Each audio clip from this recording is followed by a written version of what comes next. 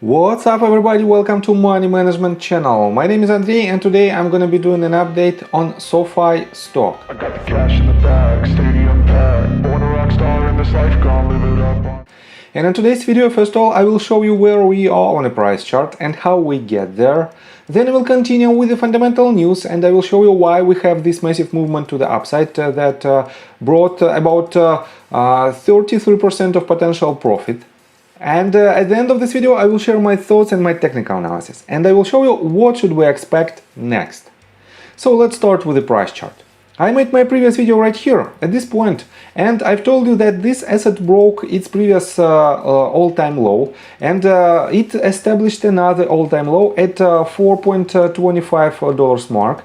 And my main assumption was that because of these two ranges, a range of resistance and range of support at that moment, we have a decent chance to retest the range of support at least once, and with the breakout to the upside with the conviction of volume and with the retest of the range of resistance as the range of support, it means from the top, this asset definitely could go higher.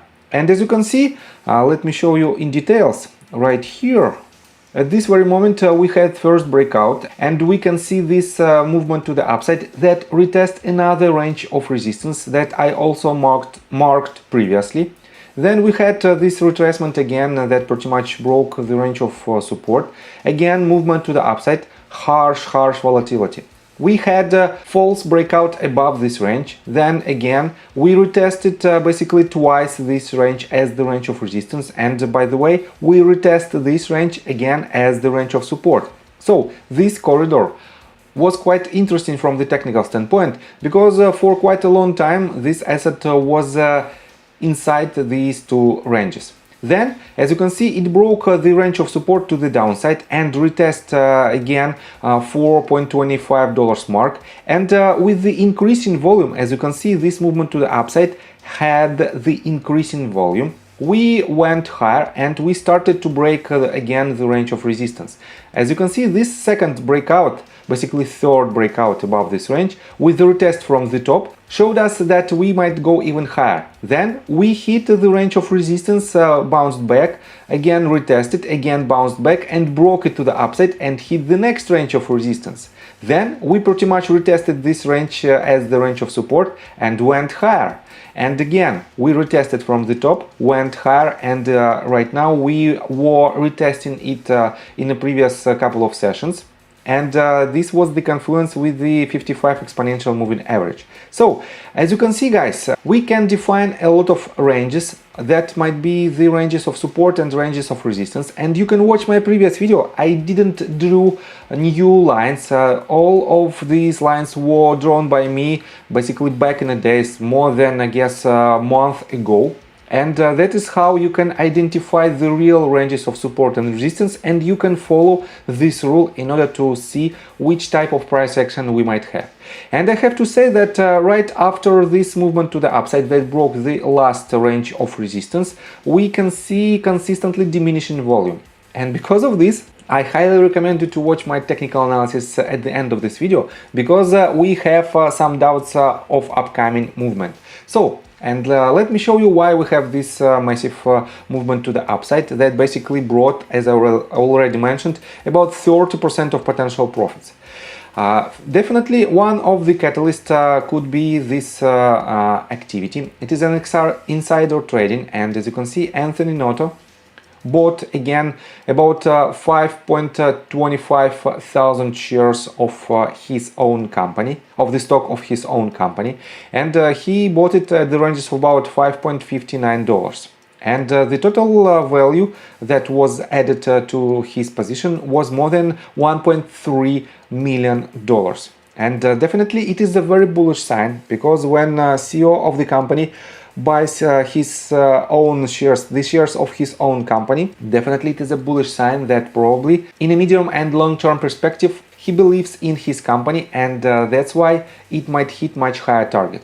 On top of that, let me show you that if you take a look on institutional investors list, we also have a lot of bullish signs. We have several new positions, we have a lot of old positions that added, a lot of companies that added to its old positions, and in general the sentiment is quite positive on SOFI. And on top of that, let me show you that JP Morgan and Chase on January 17th made an initial coverage on SOFI, and they set a neutral rating with a price target of $6. And the consensus analyst price target according to MarketBeat is $9.5, which implies about 67.55% of upside potential. But if you take a look on other sources, for example, like Interactive Brokers, right here we can see that the average price target is $7.33 with a lower upside potential of roughly 30%.